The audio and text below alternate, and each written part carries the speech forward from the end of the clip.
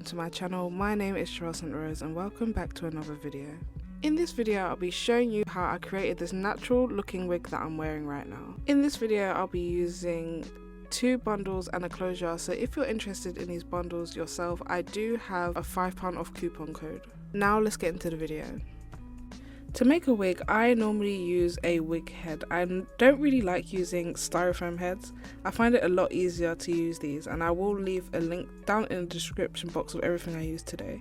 I find these wig heads a lot easier to use because they have a clamp, which you can clamp down to a table as you can see here, and you can move the head around, which is a lot easier when you're trying to get different angles. Also, these wig heads do have different sizes. As you can see, mine says 23.5. So Amazon sell these wig heads from anything from around £15 to around £30, but I do really recommend you get one of these because it makes making a wig so much easier. The second thing that I use is a weaving cap. I know a lot of people use dome caps, but I don't typically like them because they're pretty thick. I find that weaving caps are more breathable and it's a lot easier to sew the wefts onto the cap. These weaving caps also have adjustable straps at the back. These are also very inexpensive. They go for anything from £1 to about £3. And of course, to make your wig you are going to need hair as well. So the hair that I'm using today is by a company called CurlsCurls, and I have 2 18-inch bundle and a 16-inch closure. And this is just a regular 4x4 closure. And I'm sure you guys have heard this before, but to make any closure look natural, first you have to bleach the knots.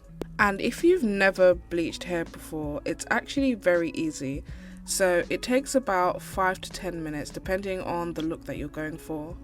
And it's a good idea to put something down to protect your table. So what I did is I just used a piece of foil.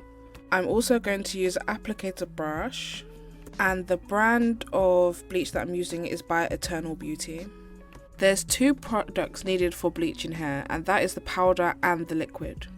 The powder is in the smaller container that I just showed you, and the liquid is in the bottle. Also, if this is your first time using bleach, I do recommend that you use gloves. So I don't have exact measurements of what I actually used, but I used about a cupful of the powder and kept on putting little bits of liquid and mixing it together until I got my desired outcome. And when bleaching knots on a closure, what you want is a nice thick consistency like I have here. You don't want your bleach to be too liquidy, otherwise it will seep through the lace and end up dyeing the hair or bleaching the hair. You literally just want the bleach on the knots on the closure, so make it as thick as possible, as you can see. Also, it's very important that when you're applying the bleach to the closure, that you just tap it on there. You don't like throw it and smother it all on there. You want to dab it on there slowly and make sure you're doing it really carefully. Because if you mess up and you accidentally get bleach on the actual hair, it's really hard to reverse. Next, I just left the bleach on for 10 minutes. Then when I washed it, this is what it looked like. So this is what it looked like before. You could see the knots, and that made it look very unrealistic, and now that it's bleached, it actually looks a lot like scalp and makes it look a lot more natural.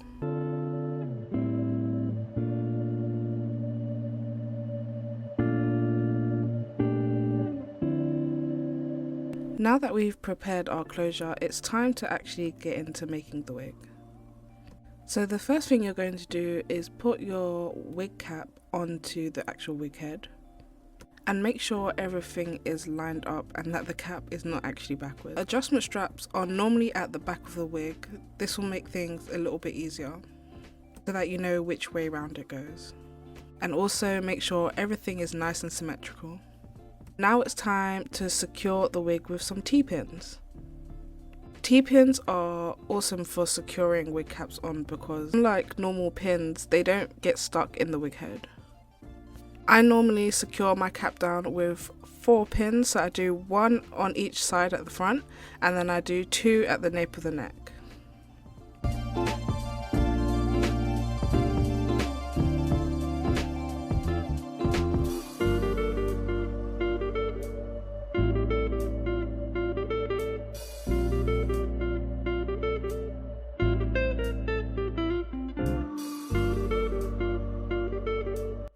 Now the first thing that we're actually going to put on the wig is the closure. And as you can see on the actual wig head, there's a little bit of guidelines for you to see where to lay down your closure. Once your closure is straight and symmetrical, you want to secure it down with some T-pins. I normally use 3, 1 on each corner of the closure and then 1 at the back. And then do another little check to make sure everything is symmetrical. Now it's time to actually start sewing on your closure. I normally start from the corner and work my way to the other side, and I pull out the pins each time I pass one.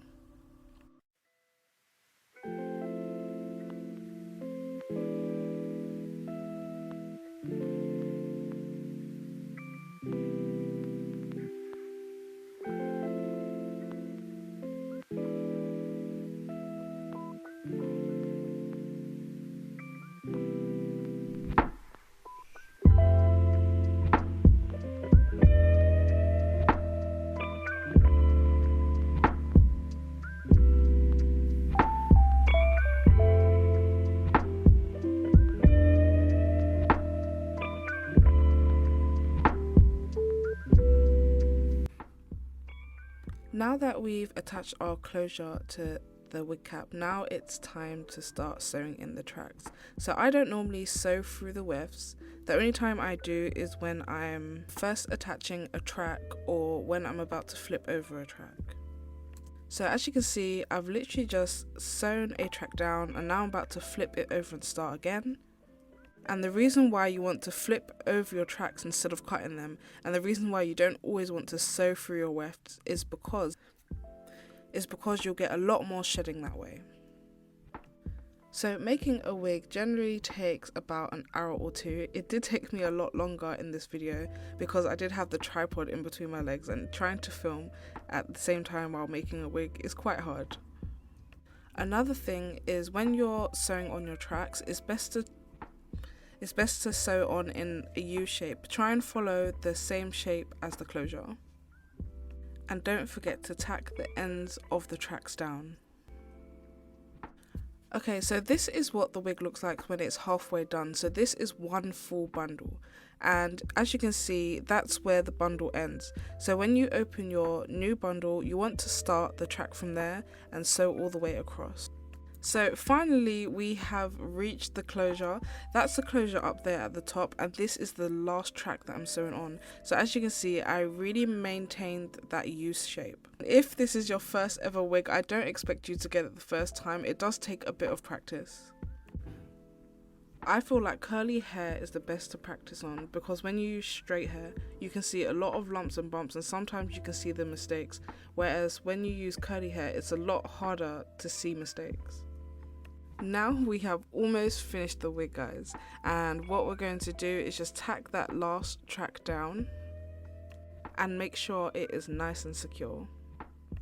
Now I'm going to finally take the hairband out of the closure so we can see what the wig looks like.